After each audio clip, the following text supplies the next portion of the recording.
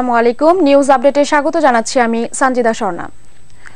সকাল 11টার দিকে সেগুনবাগিচা থেকে পল্টনের দিকে হেফাজতে ইসলামীর নেতা কর্মীরা একটি মিছিল নিয়ে পল্টনের দিকে এগোতে থাকলে পুলিশ বাধা দেয়। এ সময় পুলিশের সাথে তাদের সংঘর্ষ বাধে।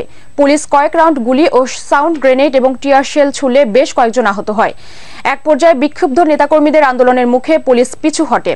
নেতাদের নির্দেশে শান্ত হয় হেফাজত কর্মীরা। এ সময় কয়েকজনকে আটক করে পুলিশ। এদিকে বঙ্গভবনের উত্তর দিকে মিছিল বের করলে হেফাজত নেতাকর্মীদের সাথে পুলিশের সংঘর্ষ হয়। এ সময় একজন রিকশা চালক ও হেফাজতের অন্তত 40 নেতাকর্মী আহত হয়।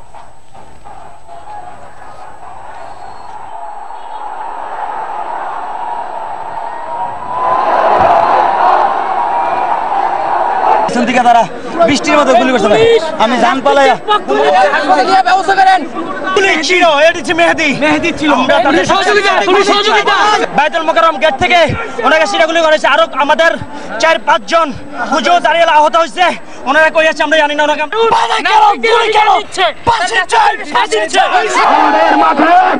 কিছু আওয়ামী লীগের, যুবলীগের এবং অন্যান্য দলের লোকরা ঢুকে পড়ে বিশৃঙ্খলা করতে চায়। শাপলা চত্বরে সমাবেশ করার অনুমতি পাওয়ার পর এরই মধ্যে হেফাজতে ইসলামের কর্মীরা সমবেত হতে শুরু করেছেন। সেখানে আছেন আমাদের সহকর্মী কামরুজ্জামান বাবলু। বাবলু, শুনতে পাচ্ছি। জি, ওখানকার অবস্থা আমাদের জানান। হ্যাঁ সঞ্জিতা, আপনি যেমন জানেন যে মূল সমাবেশ শুরু হতে এখনো 2 ঘন্টা বাকি, অর্থাৎ 3টে সমাবেশ শুরুর নির্ধারিত সময়।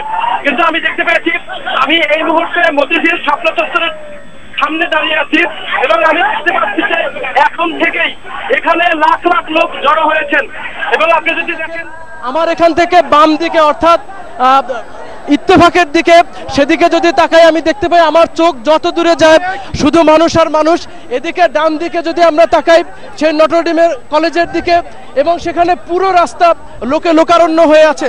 এবং পল্টন মোড় পর্যন্ত, এদিকে পল্টন মোড় পর্যন্ত, দৈনিক বাংলা পর্যন্ত এখান থেকে দেখা যাচ্ছে আর শুধু মানুষ আর মানুষ, অর্থাৎ লক্ষ লক্ষ লোক এখনই এখানে এসে জড়ো হয়েছেন। এবং আশা করা হচ্ছে যে 3টার সময় অর্থাৎ সমাবেশের নির্ধারিত সময় এই মতিঝিলের পুরো এলাকা লোকে কানায় কানায় পূর্ণ হয়ে যাবে। এবং যারা এখানে জড়ো হয়েছেন তাদের একটাই দাবি, অর্থাৎ তারা যেটা চাচ্ছেন যে 13 দফা, হেফাজতের 13 দফা, সেই 13 দফা দাবি পূর্ণাঙ্গ রূপে বাস্তবায়ন হোক, এটা তারা চাচ্ছেন। এবং নাস্তিক ব্লগার যারা হযরত মুহাম্মদ সাল্লাল্লাহু আলাইহি ওয়াসাল্লাম এবং ইসলাম ধর্মের মৌলিক ইবাদত নিয়ে যারা কটাক্ষ করেছেন তাদের যে শাস্তি অর্থাৎ দাবি করা হয়েছে হেফাজতের পক্ষ থেকে, সেই শাস্তি বাস্তবায়নে সরকার দ্রুত পদক্ষেপ নেবে।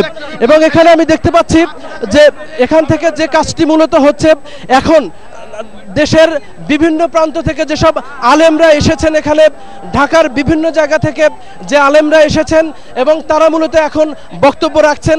এবং তারা এখানে যারা উপস্থিত আছেন তাদেরকে শান্তভাবে, সুশৃঙ্খলভাবে গত 6 এপ্রিল লক্ষ লক্ষ লোকের সমাবেশ ঘটিয়ে হেফাজতে ইসলাম যেভাবে শান্তিপূর্ণভাবে তাদের সেই লং মার্চ কর্মসূচি সমাপ্ত করেছিলেন, সেই একইভাবে শান্তিপূর্ণভাবে তারা ঢাকা অবরোধ কর্মসূচি তারা পালন করবেন এ কথা বলছেন। এবং এখানে দেখতে পাচ্ছি লক্ষ লক্ষ মানুষ, সবার হাতে তারা যেটা বলছেন তাদের। বাবলু, আপনাকে ধন্যবাদ। প্রয়োজনে পরবর্তীতে আপনার সাথে যোগাযোগ করব। দর্শক, কামরুজ্জামান বাবলু জানাচ্ছিলেন শাপলা চত্বরের সমাবেশ সম্পর্কে। 13 দফা দাবিতে হেফাজতে ইসলামের ঢাকা অবরোধ কর্মসূচিতে দেশের অন্যান্য জেলা থেকে রাজধানী কার্যত বিচ্ছিন্ন হয়ে পড়েছে। রাজধানীর 6টি প্রবেশ পথে বিপুল লোক সমাগম হয়েছে। তারা সেখানে অবস্থান নিয়ে নানা স্লোগান দিচ্ছেন। কর্মসূচিকে শান্তিপূর্ণ করতে প্রতিটি প্রবেশ পথে 3000 করে স্বেচ্ছাসেবক কাজ করছেন। ফজর নামাজের পর থেকেই রাজধানীর 6টি প্রবেশ পথে অবস্থান নিয়েছেন হেফাজতে ইসলামের কর্মীরা। কাঁচপুর ডেমরা ব্রিজ, পোস্তগোলা বাবুবাজার ব্রিজ, আমিন বাজার এবং টঙ্গীর আব্দুল্লাহপুরে কয়েক লাখ মানুষের সমাগমের কথা নিশ্চিত করেছেন দলের কেন্দ্রীয় নেতারা। এদিকে অবরোধ শেষে রাজধানীর বাইতুল মোকাররম জাতীয় মসজিদের উত্তর গেটে সমাবেশের অনুমতি চাইলেও শাপলা চত্বরে সমাবেশ করার অনুমতি দিয়েছে মহানগর পুলিশ।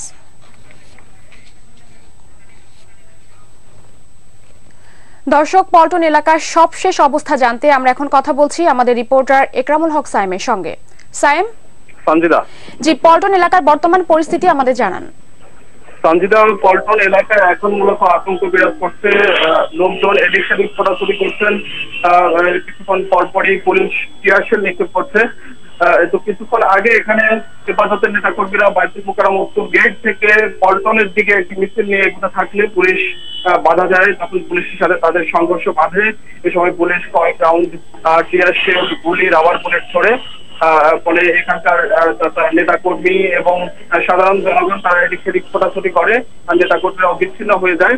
এখন মূলত এই পল্টন মোড় এলাকা পুলিশ অবস্থান নিয়েছে। এখানে হেফাজত নেতা কর্মীরা বিচ্ছিন্নভাবে বিভিন্ন জায়গায় অবস্থান নিয়েছে, কিন্তু পল্টন মোড়ে মূলত পুলিশকে আমরা দেখতে পাচ্ছি।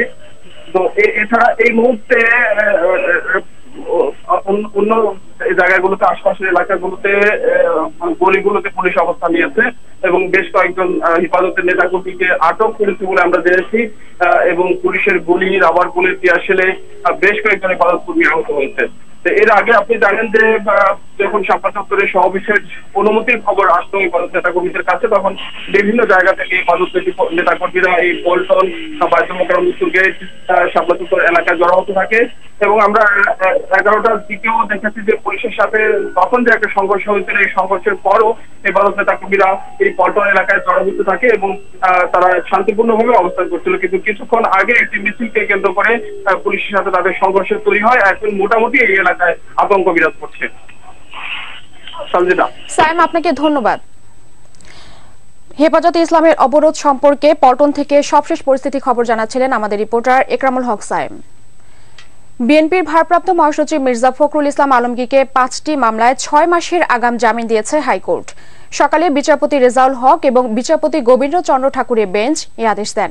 এর ফলে তার বিরুদ্ধে দায়ের করা সবকটি মামলায় জামিন পেলেন মির্জা ফখরুল। মির্জা ফখরুলের পক্ষে আদালতে উপস্থিত ছিলেন ব্যারিস্টার মদদ আহমদ, ব্যারিস্টার রফিকুল হক সহ আইনজীবী প্যানেল। সাভারের রানা প্লাজা ধ্বংসস্তূপ থেকে মধ্যরাতের পর সকাল পর্যন্ত আরও 20টি লাশ উদ্ধার করা হয়েছে। এতে লাশের সংখ্যা দাঁড়ালো 584। আর উদ্ধার কাজে ধীরগতির অভিযোগ থাকলেও সংশ্লিষ্টরা বলছেন নিরলসভাবে চলছে ধ্বংসস্তূপ সরানোর কাজ। একের পর এক বেরিয়ে আসছে লাশ। গুমট গন্ধে ভারী হয়ে আছে পুরো এলাকা, তবুও থেমে নেই উদ্ধার কর্মীরা। অন্যদিকে লাশের সন্ধানে হাসপাতাল মর্গ, অধরচন্দ্র উচ্চ বিদ্যালয়ে এখনও খুঁজে ফিরছেন নিখোঁজদের স্বজনরা। এদিকে আহত উদ্ধারকর্মী ইজাজউদ্দিন কায়কোবাদ মারা গেছেন। দর্শক, এই ছিল নিউজ আপডেট। আল্লাহ হাফেজ।